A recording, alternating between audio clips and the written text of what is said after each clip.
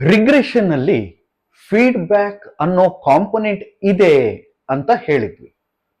ಅದು ಹೇಗೆ ಅಂತ ಈಗ ನೋಡೋಣ. ಈಗ ಇಲ್ಲಿ ಕೊಟ್ಟಿರೋ ಡೇಟಾನ ನಾವು ಈ ತರ ಮ್ಯಾಪ್ ಮಾಡಿದೀವಿ.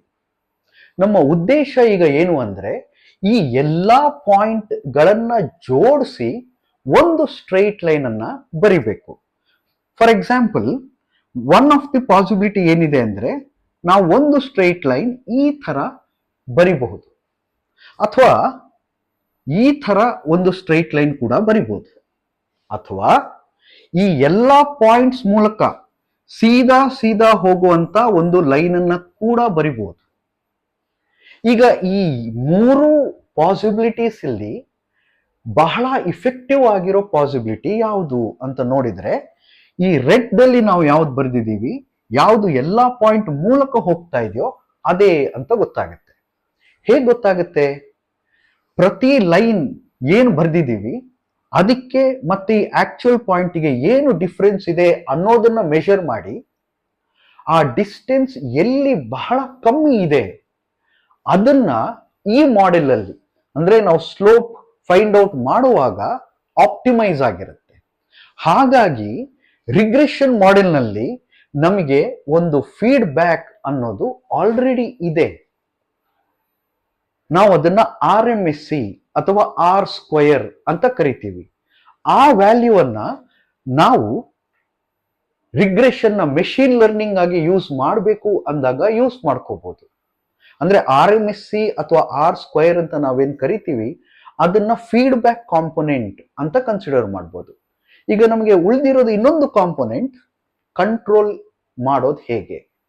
ರಿಗ್ರೆಷನ್ ಅನ್ನೋ ಒಂದು ಅಲ್ಗಾರಿಥಮ್ನ ಕಂಟ್ರೋಲ್ ಮಾಡಕ್ಕೆ ಬೇಕಾದ ಫೀಚರ್ಸ್ ಯಾವುದು, ಅದನ್ನ ನೋಡೋ ಮುಂಚೆ ನಾವು ಇನ್ನೊಂದು ವಿಷಯನ ಗಮನಿಸೋಣ. ಈಗ ನಮಗಿಲ್ಲಿ ಕೊಟ್ಟಿರೋ ಪ್ರಾಬ್ಲಮ್ ಏನು?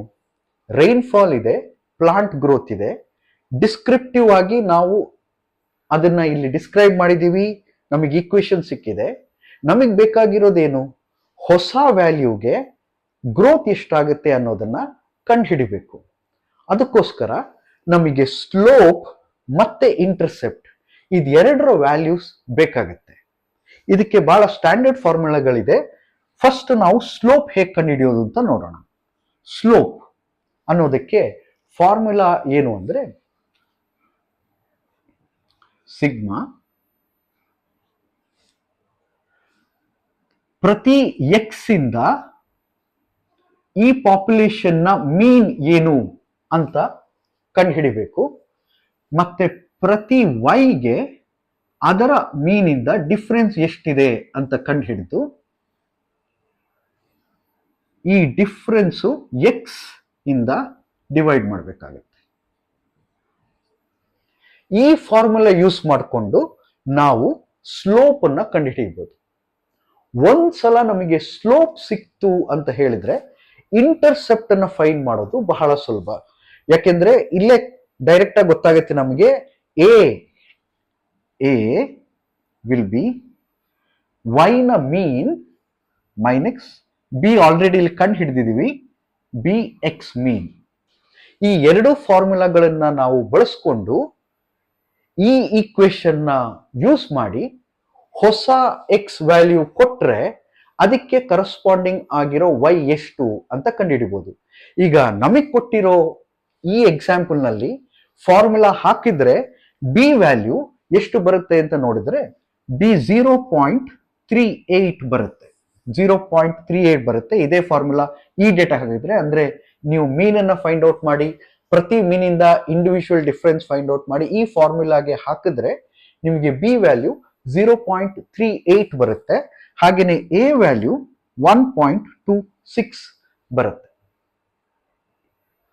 ಸೊ ಈ ವ್ಯಾಲ್ಯೂಸ್ ಅನ್ನ ಈ ಈಕ್ವೇಶನ್ ಹಾಕಿದ್ರೆ ಎಕ್ಸ್ 22 ಅಂತ ನೋಡಿದ್ರೆ ನಮಗೆ ರೈನ್ಫಾಲ್ 22 ಆದಾಗ ಗ್ರೋತ್ ಎಷ್ಟಾಗುತ್ತೆ ಅಂತ ಈ ಫಾರ್ಮುಲಾ ಮೂಲಕ ನೋಡಿದ್ರೆ ನಮಗೆ ವೈ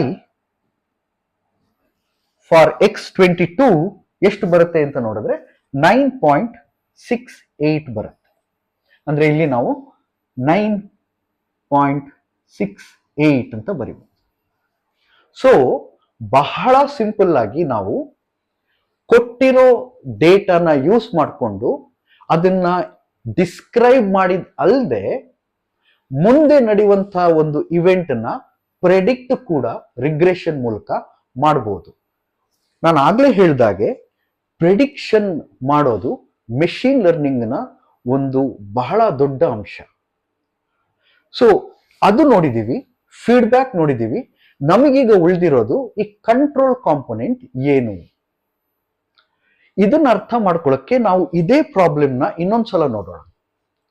ಇಲ್ಲಿ ಏನ್ ಹೇಳ್ತಾ ಇದ್ದೀವಿ, ರೈನ್ ಫಾಲ್ ಇದೆ, ಗ್ರೋತ್ ಇದೆ. ಎಷ್ಟು ಸಿಂಪಲ್ ಆಗಿದೆ ನೋಡಿ.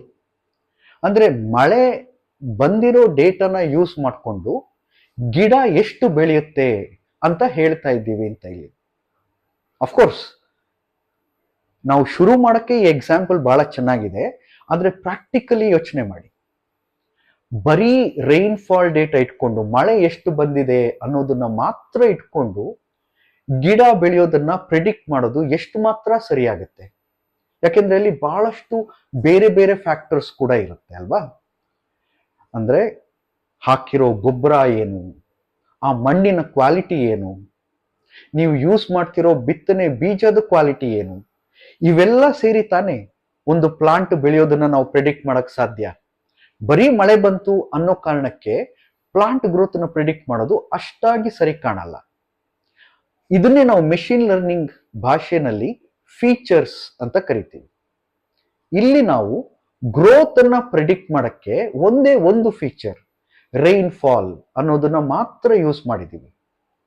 ಆದ್ರೆ ಯಾವುದೇ ಪ್ರಾಕ್ಟಿಕಲ್ ಪರ್ಪಸಸ್ಗೆ ನಾವು ಬೇರೆ ಬೇರೆ ಫ್ಯಾಕ್ಟರ್ಸ್ ಅನ್ನ ಕೂಡ ಕನ್ಸಿಡರ್ ಮಾಡಬೇಕು. ನಾನು ಆಗ್ಲೇ ಹೇಳಿದಾಗೆ ಮಳೆ ಜೊತೆ quality of the seeds used, ಅಥವಾ ಮಣ್ಣಿನ ಕ್ವಾಲಿಟಿ, ಅಥವಾ ನಾವು ಗೊಬ್ಬರ ಯಾವ್ದು ಯೂಸ್ ಮಾಡಿದೀವಿ, ಇದು ಎಲ್ಲಾನ ಕೂಡ ನಾವು ಕನ್ಸಿಡರ್ ಮಾಡಬೇಕಾಗುತ್ತೆ. ಸೊ ಇಷ್ಟೊಂದು ಫ್ಯಾಕ್ಟರ್ಸ್ ಕನ್ಸಿಡರ್ ಮಾಡಿದಾಗ ಯಾವುದಕ್ಕೆ ಎಷ್ಟು ಇಂಪಾರ್ಟೆನ್ಸ್ ಕೊಡಬೇಕು ಅಂದ್ರೆ, ಪ್ಲಾಂಟ್ ಗ್ರೋತಿಗೆ ರೈನ್ ಫಾಲ್ ಎಷ್ಟು ಇಂಪಾರ್ಟೆಂಟ್, ಮಣ್ಣಿನ ಕ್ವಾಲಿಟಿ ಎಷ್ಟು ಇಂಪಾರ್ಟೆಂಟ್, ನಾವು ಯೂಸ್ ಮಾಡ್ತಿರೋ ಗೊಬ್ಬರ ಎಷ್ಟು ಇಂಪಾರ್ಟೆಂಟ್ ಅನ್ನೋದನ್ನ ತಿಳ್ಕೊಬೇಕಲ್ವಾ. ಇದನ್ನ ಮಾಡೆಲ್ ಮಾಡ್ಬೇಕಲ್ವಾ. ಅದನ್ನ ರಿಗ್ರೆಷನ್ ಅಲ್ಲಿ ಮಾಡಬಹುದು. ಇದು simple regression, simple linear regression. ನಾವು ನೋಡ್ತಿರೋದು ಲೀನಿಯರ್ ರಿಗ್ರೆಷನ್. ಇನ್ನೊಂದು ತರದ ರಿಗ್ರೆಷನ್ ಇದೆ, ಅದು ಲಾಜಿಸ್ಟಿಕ್ ರಿಗ್ರೆಷನ್. ಇಲ್ಲಿ ನಾವು ಕಂಟಿನ್ಯೂಸ್ ವೇರಿಯೇಬಲ್ಸ್ ಗಳನ್ನ ಯೂಸ್ ಮಾಡಿದೀವಿ, ಹಾಗಾಗಿ ಇದನ್ನ ಲೀನಿಯರ್ ರಿಗ್ರೆಷನ್ ಅಂತ ಕರಿತೀವಿ. ಇದ್ರ ಬದಲು ನಾವು ಕ್ಯಾಟಗರಿಕಲ್ ವ್ಯಾಲ್ಯೂಸ್ ಹಾಕ್ಬಿಟ್ರೆ ಅದು ಲಾಜಿಸ್ಟಿಕ್ ರಿಗ್ರೆಷನ್ ಆಗುತ್ತೆ. ಅದು ಇನ್ನೊಂದ್ಸಲ ನೋಡೋಣ. ಸೊ ರಿಗ್ರೆಷನ್ ಅಲ್ಲಿ simple linear regression, logistic regression, ಮತ್ತೆ ನಾನು ಈಗ ಹೇಳ್ದೆ ಅಲ್ಲ, ಅಂದ್ರೆ ಒಂದು ಕಾಂಪ್ಲೆಕ್ಸ್ ಆದಂತ ಸಿಚುವೇಶನ್ ಅಲ್ಲಿ ನಾವು ಯೂಸ್ ಮಾಡ್ಕೊಳ್ಬೇಕಾದ ರಿಗ್ರೆಷನ್, ಅದನ್ನ ಪಾಲಿನಾಮಿಯಲ್ ರಿಗ್ರೆಷನ್ ಅಂತ ಕರೀತಾರೆ. ಅಂದ್ರೆ ಫೀಚರ್ಸ್ ಜಾಸ್ತಿ ನಾವು ಯೂಸ್ ಮಾಡಬೇಕು ಮಾಡೆಲ್ ನಲ್ಲಿ. ಅಂದ್ರೆ ಇಲ್ಲಿ ಒಂದೇ ಎಕ್ಸ್ ಇದೆ, ಈ ಒಂದು ಎಕ್ಸ್ ಬದಲಾಗಿ ನಾವು ಬೇರೆ ಬೇರೆ ಎಕ್ಸ್, ಇದನ್ನ ನಾವು ರೈನ್ ಫಾಲ್ x1 ಅಂತ ಇಟ್ಕೊಳ್ಳೋಣ, x2 ಗೊಬ್ಬರದ ಕ್ವಾಲಿಟಿ, x3 ಮಣ್ಣಿನ ಕ್ವಾಲಿಟಿ, x4 ಬೇರೆ ಯಾವುದೋ ಪ್ಯಾರಾಮೀಟರ್, ಇದೆಲ್ಲಾನ ತಕೊಂಡು ನಾವು ಮಾಡೆಲ್ ಮಾಡಕ್ಕಾಗತ್ತಾ ಅಂತಂದ್ರೆ ಖಂಡಿತ ಸಾಧ್ಯ. ಅದೇ ಪಾಲಿನಾಮಿಯಲ್ ರಿಗ್ರೆಷನ್ ನಲ್ಲಿ ಅಥವಾ ಮಲ್ಟಿವೇರಿಯೇಟ್ ರಿಗ್ರೆಷನ್ ಅಂತ ನಾವೇನ್ ಕರಿತೀವಿ ಅಲ್ಲಿ ಮಾಡೋದು.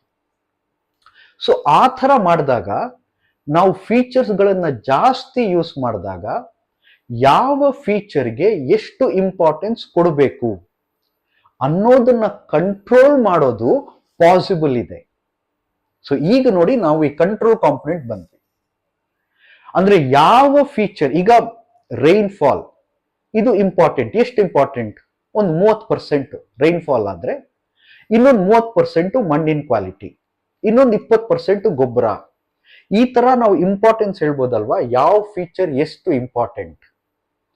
ಎಲ್ಲ ಫೀಚರ್ನು ಮಾಡೆಲ್ಗೆ ಹಾಕ್ಬೇಕು, ಆದ್ರೆ ಅವ್ರವರ ಇಂಪಾರ್ಟೆನ್ಸ್ ಅನ್ನ ಸ್ವಲ್ಪ ಹೆಚ್ಚು ಕಮ್ಮಿ ಮಾಡ್ತಾ ಇರ್ಬೇಕು. ಅದೇ ಕಂಟ್ರೋಲ್. ಕಂಟ್ರೋಲ್ ಅಂದ್ರೆ ಯಾವ ಪ್ಯಾರಾಮೀಟರ್ಸ್ ನಾವು ಯೂಸ್ ಮಾಡ್ತಿದ್ದೀವಿ ಪ್ರಿಡಿಕ್ಷನ್ಗೆ, ಅದನ್ನ ಕಂಟ್ರೋಲ್ ಮಾಡೋಕ್ ಸಾಧ್ಯನಾ? ಬೇರೆ ಬೇರೆ ವ್ಯಾಲ್ಯೂಸ್ ಕೊಟ್ಟು ಈ ಮಾಡೆಲ್ ಇಂದ ಬೇರೆ ಬೇರೆ ತರ ರಿಸಲ್ಟ್ ನಾವು ನೋಡೋಕ್ ಸಾಧ್ಯನಾ ಅನ್ನೋದು. ಸೊ ಅದು ಸಾಧ್ಯ ಇದೆ. ಸೊ ಪ್ಯಾರಾಮೀಟರ್ ಅನ್ನ, ವ್ಯಾಲ್ಯೂ ಅನ್ನ ಕಂಟ್ರೋಲ್ ಮಾಡೋದು ಸಾಧ್ಯ ಇದೆ ರಿಗ್ರೆಷನ್ ಅಲ್ಲಿ. ಅದು ಎರಡು ತರದಲ್ಲಿ ಆಗುತ್ತೆ. ಒಂದು L1 ಅಥವಾ ಲ್ಯಾಸೋ, ಇನ್ನೊಂದು L2 ಅಥವಾ ರಿಡ್ಜ್. ಇನ್ನೂ ಬೇರೆ ಬೇರೆ ಪಾಸಿಬಿಲಿಟಿ ಇದೆ, ಬಟ್ ಸಿಂಪಲ್ ಆಗಿ ನಾವು ಇದೆರಡನ್ನ ನೋಡೋಣ. L1 ಮತ್ತೆ L2, ಲ್ಯಾಸೋ ಮತ್ತೆ ರಿಡ್ಜ್. ಬಹಳ ಡೀಟೇಲ್ ಆಗಿ ಹೋಗೋದಿಲ್ಲ, ಬಹಳ ಬ್ರೀಫ್ ಆಗಿ ಹೇಳಬೇಕು ಅಂದ್ರೆ L1 ಅಥವಾ ಲ್ಯಾಸೋದಲ್ಲಿ ಮತ್ತು L2 ರಿಡ್ಜ್ ಅಲ್ಲಿ ಏನ್ ವ್ಯತ್ಯಾಸ ಅಂತ ಹೇಳಿದ್ರೆ, ಈಗ ನಾನು ಹೇಳಿದೆ ಅಲ್ಲ, ಪ್ಲಾಂಟ್ ಗ್ರೋತಿಗೆ ಬೇರೆ ಬೇರೆ ಫ್ಯಾಕ್ಟರ್ಸ್ ಇರುವಾಗ ಒಂದು ವಿಧಾನ ಏನು ಅಂತ ಹೇಳಿದ್ರೆ, ಯಾವುದು ಜಾಸ್ತಿ ಇಂಪಾರ್ಟೆಂಟ್ ಅಲ್ವೋ ಅದರ ವ್ಯಾಲ್ಯೂನ ಕಮ್ಮಿ ಮಾಡ್ಬೋದು. ಫಾರ್ ಎಕ್ಸಾಂಪಲ್, ಇವಾಗ ಯಾರು ಬಿತ್ತನೆ ಮಾಡ್ತಾ ಇದ್ದಾರೆ ಅವರ ವಯಸ್ಸು ಇಂಪಾರ್ಟೆಂಟಾ ಅಂತ ಕೇಳಿದ್ರೆ ಇಲ್ಲ ಅಂತ ಹೇಳ್ಬೋದು. ಅಂದ್ರೆ ಅದರ ಡೇಟಾನ ನಾವು ತಗೊಂಡಿರ್ಬೋದು, ಬಟ್ ಮಾಡೆಲ್ ಮಾಡುವಾಗ ಆ ಡೇಟಾ ನಮಗೆ ಅವಶ್ಯಕತೆ ಬರಲ್ಲ. ಬಿತ್ತನೆ ಮಾಡಿದವನ ವಯಸ್ಸೆಷ್ಟು ಅನ್ನೋದು ನಮ್ಗೆ ಅಷ್ಟು ಮುಖ್ಯ ಆಗಲ್ಲ. ಆ ಪ್ಯಾರಾಮೀಟರ್ನ ಬಿಡ್ಬೇಕಾ ಬೇಡವಾ ಅನ್ನೋದು ಪ್ರಶ್ನೆ. ಅಥವಾ ಬೇರೆಲ್ಲ ಫ್ಯಾಕ್ಟರ್ಸ್ ಏನ್ ಯೂಸ್ ಮಾಡ್ತಾ ಇದ್ದೀವಿ ಅವನ್ನ ಎಲ್ಲಾ ಯೂಸ್ ಮಾಡ್ಬೇಕಾ ಅಥವಾ ಬೇಡ ಅನ್ನೋದು ಪ್ರಶ್ನೆ. ಲ್ಯಾಸೋ ಮತ್ತೆ ರಿಡ್ಜ್ ಏನ್ ಡಿಫ್ರೆಂಟ್ ಆಗುತ್ತೆ ಅಂತ ಹೇಳಿದ್ರೆ, ಲ್ಯಾಸೋದಲ್ಲಿ ನಾವು ಲಾಸ್ ಫಂಕ್ಷನ್ ಅಂತ ಏನ್ ಕರಿತೀವಿ, ಅಂದ್ರೆ ಯಾವುದನ್ನ ಯೂಸ್ ಮಾಡಬಾರ್ದೋ ಅದನ್ನ ಬಿಟ್ಟೇ ಬಿಡೋದು ಒಂದು ಆಪ್ಷನ್. ಈಗ ಬಿತ್ತನೆ ಮಾಡ್ತಿರೋನ ವಯಸ್ಸು ನನಗೆ ಮ್ಯಾಟರೇ ಆಗಲ್ಲ ಅಂತಂದ್ರೆ ಅದನ್ನ ಬಿಟ್ಟೇ ಬಿಡ್ಬೋದು.